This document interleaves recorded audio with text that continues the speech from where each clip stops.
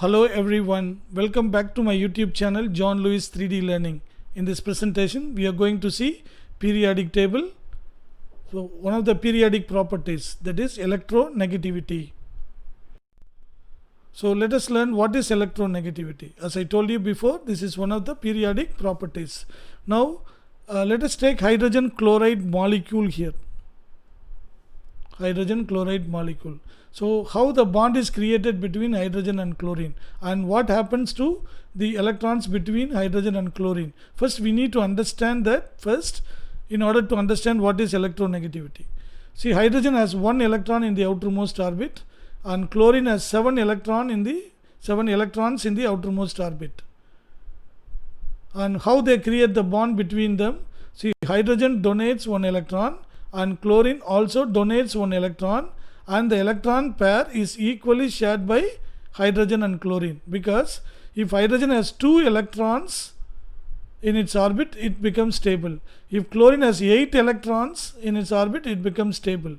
Therefore both of them cannot donate 1 electron to the other. For example, here if hydrogen donates, chlorine becomes stable by having 8 electrons, but what happened to hydrogen?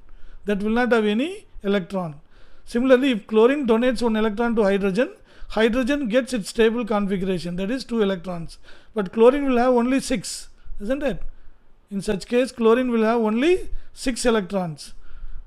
Therefore that will not be stable. Therefore they intelligently do what? They share 1 electron each. They share 1 electron each and creates a bond between hydrogen and chlorine. But once it is shared, this electron will be slowly moved towards chlorine. Why? Because chlorine has more tendency to attract the shared pair of electrons towards itself.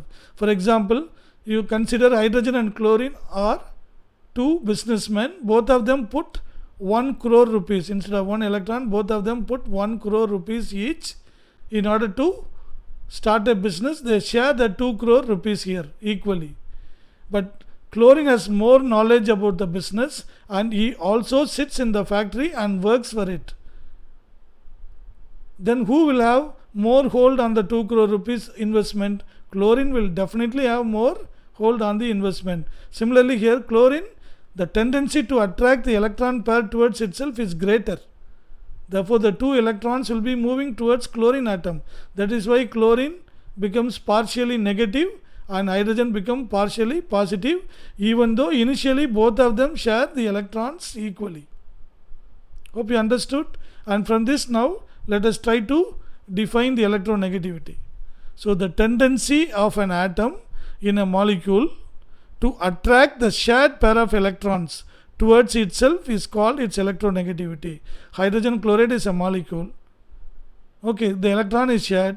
So the tendency of the atom in a molecule, that is the chlorine atom in this molecule, to attract the shared pair of electron towards itself. Okay, that's what we have seen already, and this is what is the definition. The tendency of an atom in a molecule to attract the shared pair of electron towards itself is called its electron. What are the factors the electronegativity depends on? There are 2 factors by which the electronegativity depends on. As usual, like any other periodic properties we have seen, here also the 2 factors are atomic size and nuclear charge. So based on atomic size, when the atomic size increases, electronegativity decreases. That is, greater the size, lesser the electronegativity. So you take the group of the periodic table, when we move down the group, what we know, the atomic size increases, therefore electronegativity decreases. The tendency to attract the electron towards the atom will decrease when we go down the group. But what about the nuclear charge? Greater the nuclear charge, greater the electronegativity.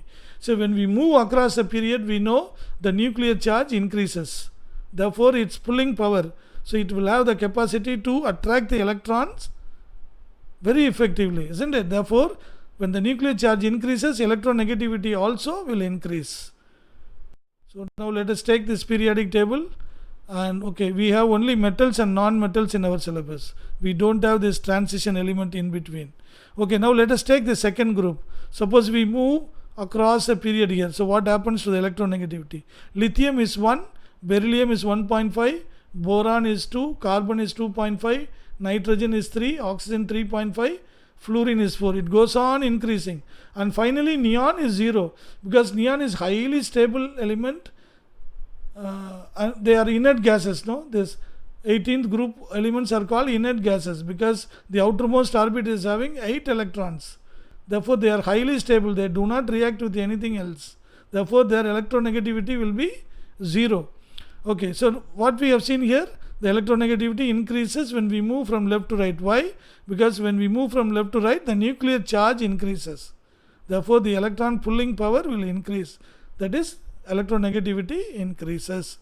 But when we go down, the atomic size of these elements goes on increasing. Therefore its power to attract the electrons will go on decreasing. So that is what is electronegativity. The power to pull the electron towards itself is known as electronegativity. That will go on decreasing because the size goes on increasing. Greater the size, lesser the electronegativity. Okay, therefore here when we go down it decreases, when we move across it increases.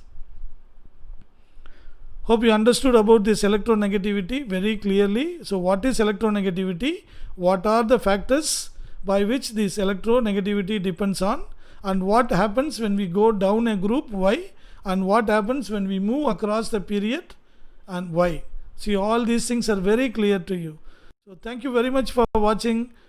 Until we meet next time, bye bye.